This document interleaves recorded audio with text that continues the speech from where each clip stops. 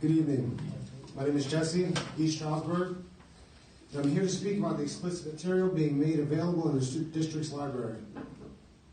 I came to the working meeting of the board on Wednesday the 5th and had to sit quietly for 2 hours and listen to our supposed intelligentsia blabber on in an attempt to solve an issue that would take the average parent 2 seconds to figure out.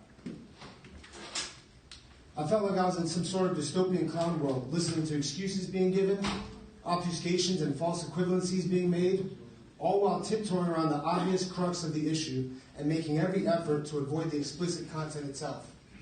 Why? Why did you waste time on hypothetical scenarios that didn't exist? Like parents getting upset over a book to do with Islam, or a book depicting drug use, or a book about suicide or Harry Potter. What does that have to do with the issue at hand? Why couldn't you just address the issue of books depicting sexual acts between minors and adults? Or books depicting one minor performing fellatio on another minor?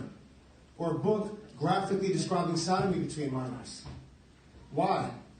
Is it because the content is too explicit and obscene for discussion in a public forum, which would validate parents' concerns? Or is it because you knew that if you brought any more attention to the actual content that initiated the meeting, you would be doing too much to expose yourself and create an even larger firestorm? Which is it? How is it that members of the board can get away with reading material without reading material being discussed, and say that they have no interest in reading the material? Does that make any kind of sense? Do you think you're standing on principle by hand-waving away parents' concerns with no due diligence? You think you're that much smarter than us? Morally superior? Are you some sort of staunch conservative who would die on the hill of book banning? What sort of principle is it that tells you to bury your head in the sand while pornography is being distributed to minors under your charge and supervision? That's not principle. That's laziness, fecklessness, and despicable cowardice. You should bury your head in the sand in shame. Yes. Republican ticket? Good. Noted. Meanwhile, there are other members of the board who defend this material shamelessly and point the finger at parents as if our actions are politically motivated. If it weren't such a sinister tactic of deflection and projection, the claim would be laughable.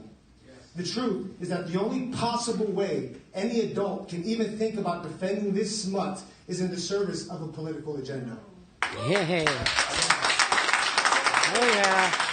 You think I'm motivated by homophobia? Because I think that depictions of an adult and an adolescent jerking each other off shouldn't be on the shelves of a public school library? Are you serious? Pedophilia. Is that what your idea of an educational material for LGBT kids amounts to? Do we allow that sort of educational material for our heterosexual students? Romeo and Juliet are jerking each other off. Yes. That's right. Are your assumptions of LGBT kids so shallow and perverse that you feel it absolutely necessary they have access to content like this in order to feel what? Safe? That's not inclusive. And y'all aren't woke. You're morally bankrupt and spiritually blind in the service of a political agenda. And now the board's genius solution to this mess you find yourself in is to make a restricted section in the library. This isn't an adults-only section of a movie rental store. Right. This is a school library for educating children. You want to put a red curtain section for pornographic material in a school library?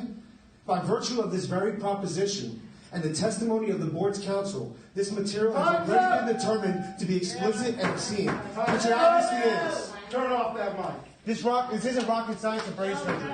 Stop tripping over your own clown shoes. Stiffen your spines. Stand up to radicals. Remove these books from debris to our children now. Or preserve your documents.